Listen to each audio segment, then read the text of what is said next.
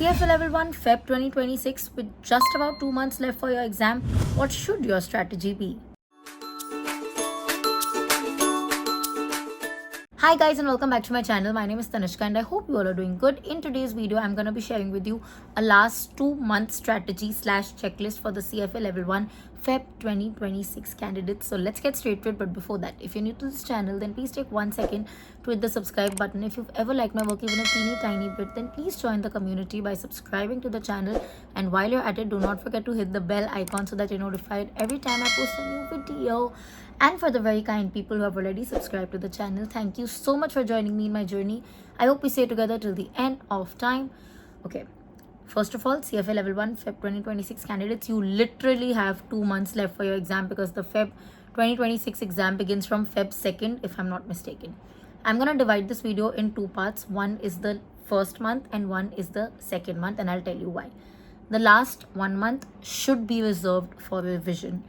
Maximum or worst case scenario, like I like to call it, 20 days so you need to have. Do not take less than 20 days for revision. So the first 30 to 40 days you can use to complete your syllabus if you haven't yet, and the last 20 to 30 days has to be for revision. Let's talk about the first 30 to 40 days. In these first 30 to 40 days, your number one priority should be conceptual clarity. If there is anything that you feel you do not conceptually understand or is missing, or you've completed the syllabus but you still feel like this is one thing I'm not getting very well, this is your last chance to absorb that or try to find a way to get it. After this, you'll have to use strategic tactics only. Number 2, and actually more important than number 1, is complete your syllabus. If you haven't yet completed your syllabus, this is literally the time for you to do so. Do not drag it. Especially the people who've said, oh, I've completed 80% of the subject, 90% of the subject. Please make it 100%. You cannot afford to drag it further than this period. Point number 3, for people who haven't started yet, this is the most crucial time for you to start practicing ethics at least 6 times a week. That means 10 questions for 6 days a week, 60 questions a week. And it is always better to do it every single day rather than doing it clubbed on one day. Little bit consistency every day helps in more recall rather than you doing it one day and then forgetting about it on the 20th day. So keep that in mind. Okay, now coming to the last one. One more thing. If you have a lot of subjects left after this 1 month, suppose you are already on say Jan 10th and you still have a complete FSA left, a complete equity left, a complete derivatives left, that is the only time you should consider deferral unless otherwise needed due to an emergency. This period specifically should be taken as, let me do my best. Do not think of deferral in this first 1 month as much as possible.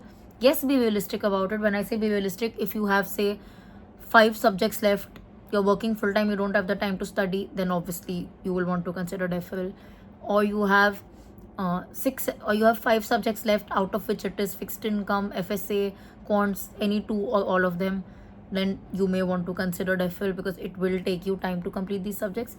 Be realistic about your approach, but don't let fear take over. Also, for people who are looking at deferral, do not worry about it. I will post a detailed video closer to the date the forms will be out on. Now, coming to the last 1 month, the revision month. This is an extremely crucial month. While I say that the entire CFA preparation is important, the last 1 month is where things are bound together, so wrong grammar. Things are bound together and it is extremely crucial. First of all, in the last 1 month, you should heavily rely on CFA Institute questions only, irrespective of the class or the resource you've been following otherwise.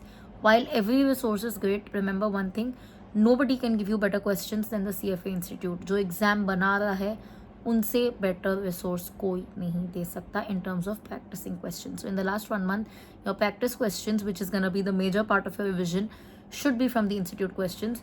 Your mocks, you should be giving at least 2 or 3 full mocks by the Institute. Thereafter, if you have time, you can use other resources, but minimum 2 mocks by the Institute should be done.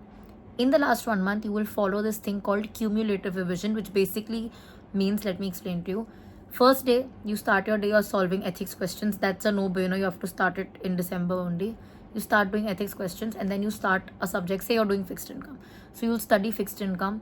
Then it takes you say 3 days to revise fixed income. So day 1 morning, ethics questions, fixed income revision, just revision, no question practice. Day 2, quickly solve 10 questions of ethics, continue fixed income revision. Day 3, ethics questions, continue fixed income revision. Once you complete the entire fixed income revision, all 19 chapters together, that's when you start solving questions of fixed income. Do 5 to 10 questions from each chapter. Your day 4 will look like 10 questions from ethics, any 10 questions from fixed income. You can randomly choose a chapter. What I do is I tell my mother 1 to 19 में से give me a number, whatever number she says उसमें से I'll do 10 questions. I'll tell her to choose 2 numbers and वो 2 में से I'll do 5 questions. So you'll do that and then you'll start the next subject. This way you will accumulate every subject. The reason behind this is you need to learn to use all 10 subjects together. You need to learn to train your mind to work with all 10 subjects together, and at this point you cannot afford out of sight, out of mind. Also, in the last 2 or 3 days before the exam, the best thing that you can do is just go through your notes or go through your formula sheet. One quick point I think I forgot, in this December wala month, if you haven't yet, please make a formula sheet. You will thank me for it later. Okay, this is pretty much everything. One small thing that I want to tell people for the revisionary month, because I've seen people make this mistake: treat revision like revision. Do not study everything from scratch. You will not have enough time. Revision should be revision. Quick skimming, quick going through. Follow a method that you like. If you like watching videos, watch videos. If you want to go through your notes, go through your notes. But just a quick skimming. You cannot follow the same steps that you did for your first detailed reading. Otherwise, you'll only end up revising 1 or 2 subjects. So be practical about it. Okay? Cool? Excellent. One last and the most important thing, make sure you are checking your name in your passport and your CFA portal. Make sure it matches.